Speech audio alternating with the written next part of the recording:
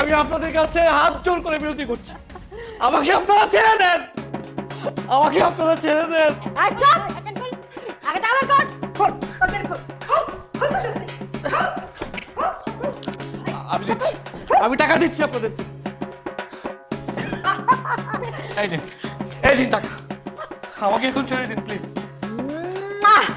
এই তো ভালো ছেলের মতো কাজ, কিন্তু এই টাকা তো কম কেন?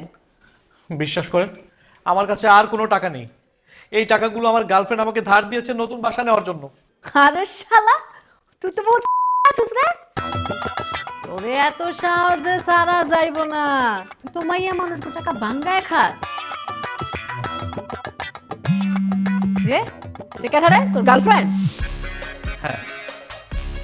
এই তোর গার্লফ্রেন্ডের এখনই কল লাগাই বলবি যে 50,000 টাকা যেন এক্ষুনি পাঠায়, বুঝছস?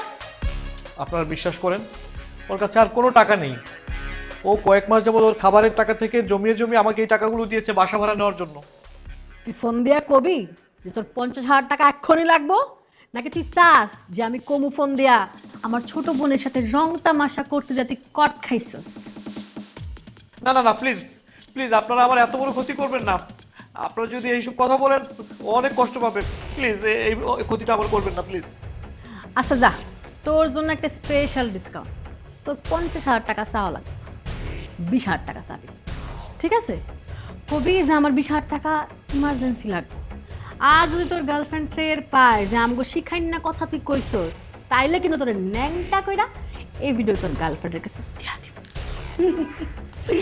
শোন মুরগা, এমন ভাবে অভিনয়টা করবি সে যাতে বুঝে তোর টাকাটা খুব দরকার।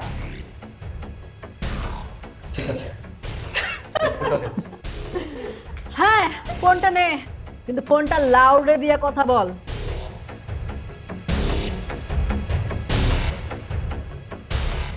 হ্যালো, বাসা পাইছো?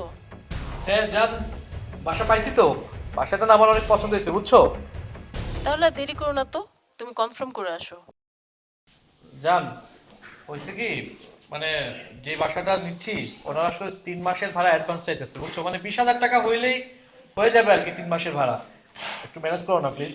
কিন্তু এত টাকা কোথায় পাবা? আমার কাছেও তো নাই। দেখছেন আপনাদেরকে বলছি না যে আমার গার্লফ্রেন্ডের কাছে কোনো টাকা নাই, আপনাদের কাছে আমার রিকোয়েস্ট প্লিজ আপনারা একটু বোঝার চেষ্টা করুন। এই শোন, তুই ঠিক মতো বলবি টাকার চাবি ঠিক মতন, নাহলে তোর ল্যাংটা কইরা ভিডিও করে তোর গার্লফ্রেন্ড বাসাতে পাঠাবি। না না না প্লিজ দিব দিব প্লিজ এরকম করবেন না প্লিজ, আপনারা আমার এত বড় ক্ষতি করবেন না। আর কথা বলছি, হ্যাঁ হ্যালো জান, জান তুমি যেভাবে পারো একটু ম্যানেজ করো না, আমার হাতে আর কোনো উপায় নাই জান, প্লিজ জান তুমি আমাকে বাঁচাও। তোমার কণ্ঠ এমন লাগছে কেন? তুমি ঠিক আছো? আরে না আমি ঠিক থাকবো না কেন, আমি ঠিক আছি জান, মানে আমার সবকিছু উল্টাপাল্টা হয়ে যেতেছে বুঝছো, আর বাসাটা যদি না পাই আরো ঝামেলা হয়ে যাবো। জান তুমি আমার বাঁচাও, তুমি যেভাবে পারো একটু ম্যানেজ করে 20,000 টাকা পাঠাও না, ইমার্জেন্সি পাঠাও প্লিজ। আচ্ছা, ভাইয়া কিছু টাকা আমার দেবে বলেছিল, আমি একবার ফোন করে দেখি। আচ্ছা ঠিক আছে।